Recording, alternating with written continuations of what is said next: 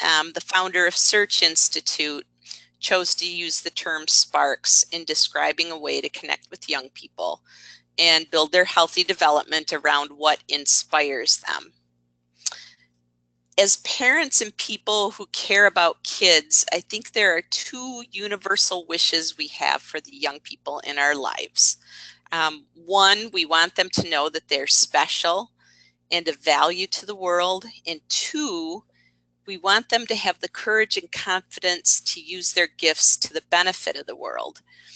And the concept of sparks speaks really powerfully, I think, to these two wishes. Sparks are the things that get kids, and people really of all ages for that matter, excited and want to jump out of bed in the morning. Sparks give meaning to life, and they have the potential to change the course of a young person's life for the better.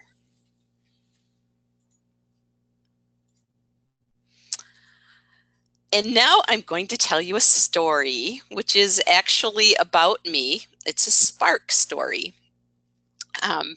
When I was in 6th grade, so probably 11 or 12 years old, my class had an assignment to write stories about the 5 senses. And I remember having a load of fun with it. I chose to put myself in the place of the sense itself. So for instance, in a story about the sense of smell, I wrote about a sort of a kind of a shape-shifting smell that talked, of course, and introduced the kid in the story to a whole bunch of other smells. Then in the story about the sense of touch, the lead character was a dance hall floor that shared the trials and tribulations of having people polka the night away all over him. But what I remember most about that assignment is my teacher's reaction to my stories.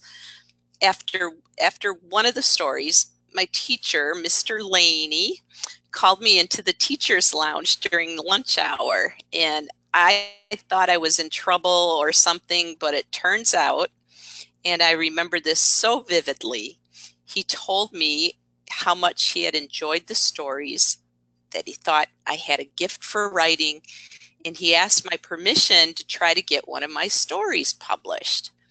And this was a turning point for me. And as you can see, I didn't lose the papers. Even after 40 some years, I have them.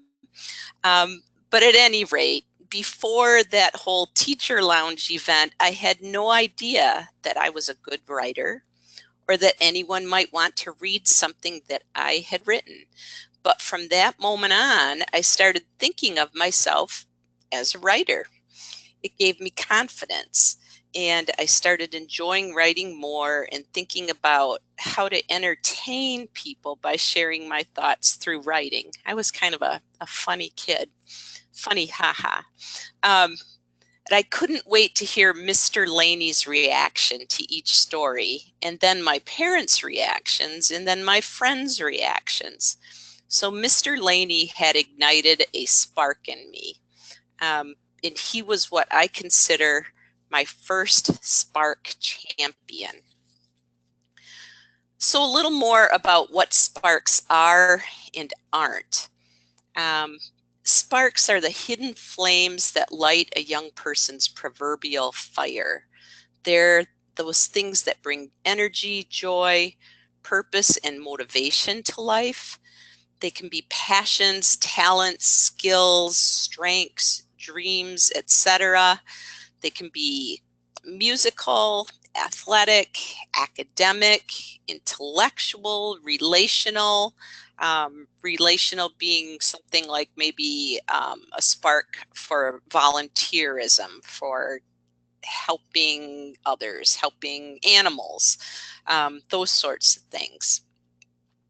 But the main denominator is, or common denominator, is that sparks provide an anchor or a grounding for a teen's identity through the empowering discovery that there are things about them that are good, beautiful, and useful.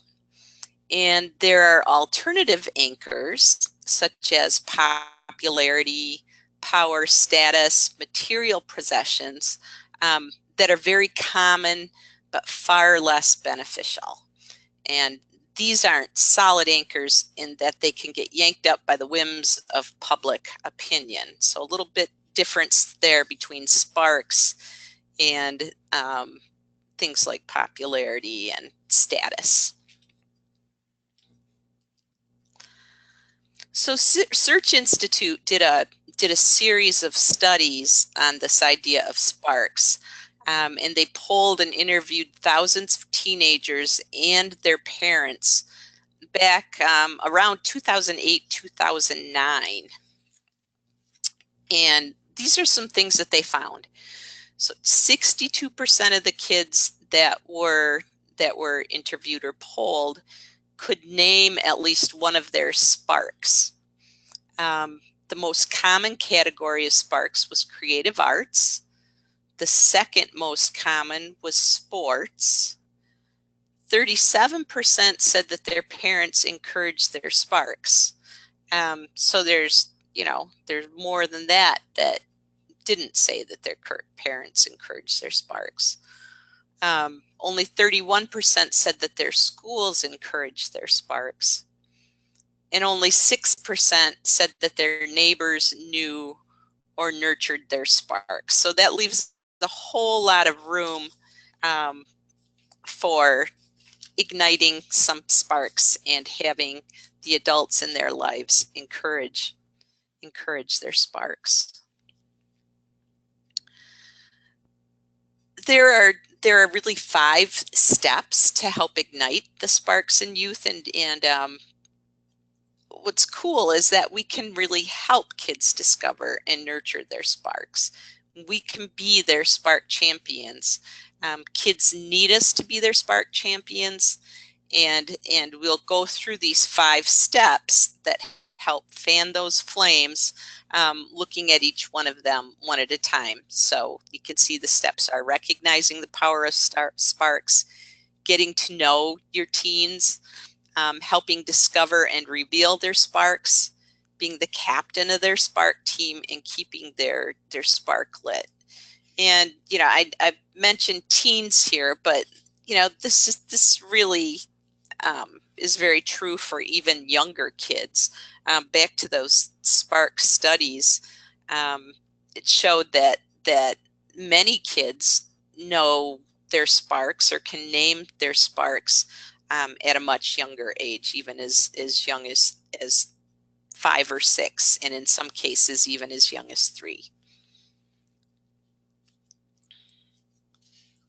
So that first step, recognizing the power of sparks. In one of the parts, the big parts of that in recognizing the power of sparks is thinking about your own sparks and how they've shaped your life. And I'm wondering, can any of you name some of your sparks? Let's do a quick poll. We'll see if this works. If you can name one of your sparks, raise your hand or type a spark or 2 of yours in the chat box.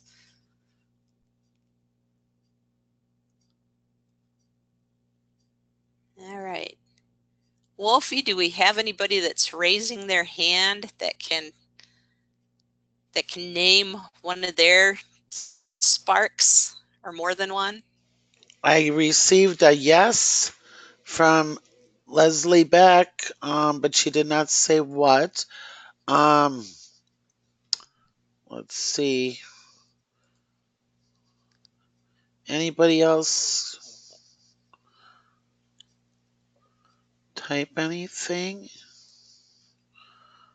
Well. Oh, I see one. Okay. Oh, here we go. Education. Mm-hmm. That is great. I love that. All right. Writing. I know with iPhones that there's got to be some photographers out there. That's mine. That is the one What that I always go back to. Been doing it for so long, but it's one that I've never been able to like stop taking pictures. And I think there's a little bit of the history documenting life that goes along with that. The family historian. All right, I don't know. I guess. Oh, helping okay. others. That's Oh, that's great. it's a Yep. great one too. All right. Well, we'll keep going. So some people can name their sparks. Not everybody can. Um, but keep in mind that a spark is something that you feel you need to do. It's about discovering what's deep inside you. So about self-discovery and self-awareness. And I love this quote from E. E. Cummings. We don't believe in ourselves until someone reveals that deep inside of us there's something valuable, worth listening to, worthy of our touch, sacred to our touch. Once we believe in ourselves, we can risk curiosity, wonder, spontaneous delight, or any experience that reveals the human spirit. End quote. In my spark story, Mr. Laney helped give me the confidence to take some risks by opening up with my writing, and I was able to experience that spontaneous delight of reaching someone with my words. On to number 2, get to know your team. Notice their strengths and personality type, or your teen, excuse me. Notice their strengths and personality type and show that you appreciate their unique personality. Try to take notice of what aspect of things they like, and that will give you more of a clue as to how to nurture their sparks or help them go deeper with their sparks. And here's kind of what I mean. So, as was mentioned earlier, a common spark is athletics, but the part of athletics that are the spark may vary from kid to kid. Like taking the example of soccer, for instance, one youth might thrive on the teamwork and the synergy of the sport. Another may love the flexibility and the skill of playing goalie or the feel of maneuvering and controlling the ball. Um, Others who love sports may thrive on the endurance aspect of pushing their bodies and stretching their limits. Um, we think of sparks as being useful and giving purpose to life, but whether a young person's spark has long-term utility isn't necessarily important. If it motivates them in the moment in a positive way, that's really what's important. Sparks can change, and sometimes they lead to other sparks. In my own case, another spark I discovered as a teen was art. And I think it was the creativity, the action of creating or crafting something that I found so appealing. And I found that both through writing and visual art. And I ended up weaving both of those sparks into what became my first career, which was working in newspapers as a photographer and writer. Um, Wolfie and I share some sparks. But not all sparks need to lead directly to any one particular career, or really any career at all. Um, for me, that idea of creating or crafting something has worked into other aspects of my life and subsequent career. For example, I enjoyed my spark in putting together this webinar, my spark of writing, just as I do in crafting a meeting agenda, or whatever, baking a pie for my family. Doesn't have to lead to their career, but it oftentimes can. Number 3, help discover and reveal their sparks. Some kids know their sparks, some don't. The teen years are a time when kids are struggling to fit in. but they're also trying to stake out their territory as individuals. They also may spend a lot of time reflecting and trying to reinvent themselves. You know, you throw in puberty and you've got a situation that can be confusing and trying time for everyone, including the adults in a young person's life. And a key to helping kids discover their own sparks is to talk about sparks. And here are some questions that you can use to get the conversation going. Just be ready with your own answers to these questions in case the kids turn the tables and ask you about your own sparks, which they invariably will, and that's great. So when you want to get this conversation going, you know, try to pick times to talk that aren't formal, but are just more relaxed and spontaneous. Like when you're in a car or doing something physically close together, like going for a walk or fishing or working on a project together. Sometimes being side by side and not looking directly at each other can make it easier for kids to open up. Sparks can arise in any number of ways, so just try to be alert to kids showing an interest in something and take any opportunity you can to gently help them explore what it is that they like and what aspects about it or what interests them.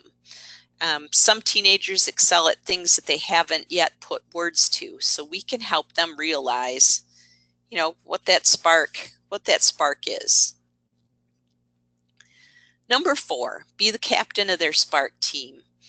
Ideally, every child would have loving, caring, competent parents who are their biggest cheerleaders or captains of their spark teams.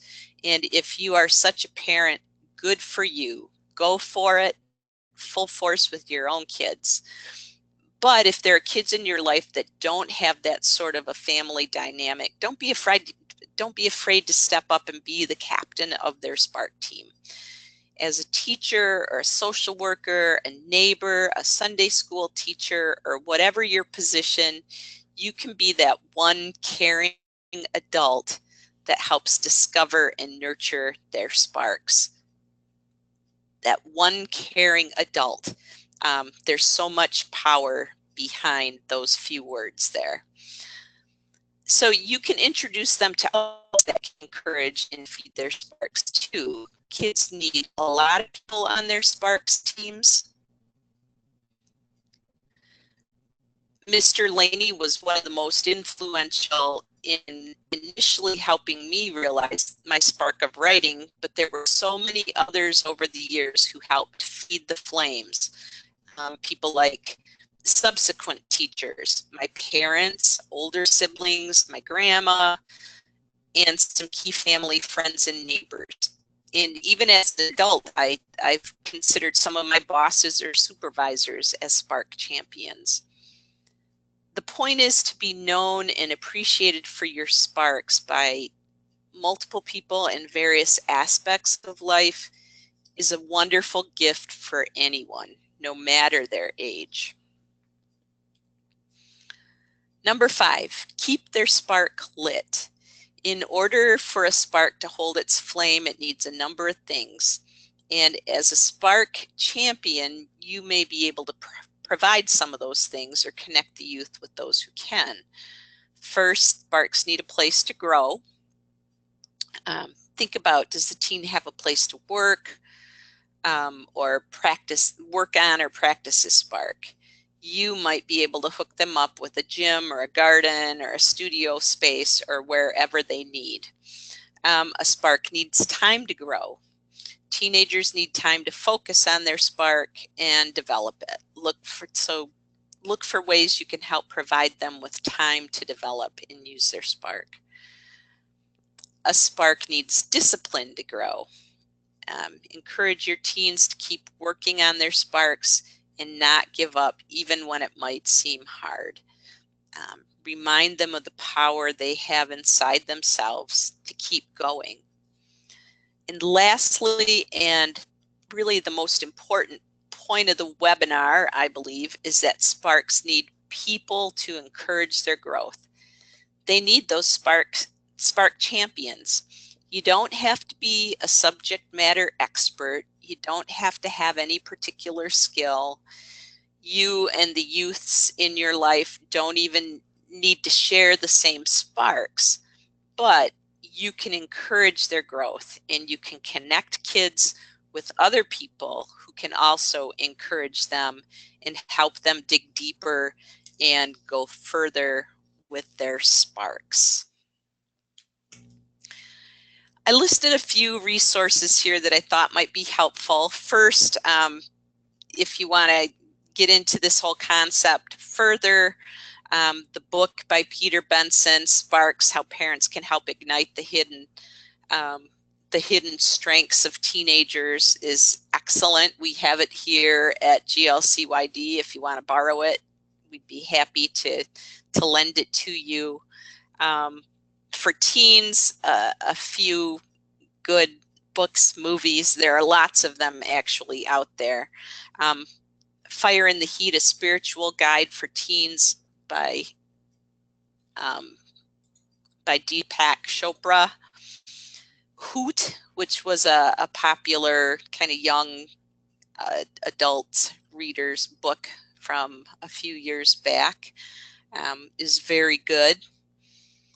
And Mr. Holland's Opus might be a movie that you're familiar with. That's another really good one about a Sparks champion and the music students that he inspired. And like I said, there are a lot more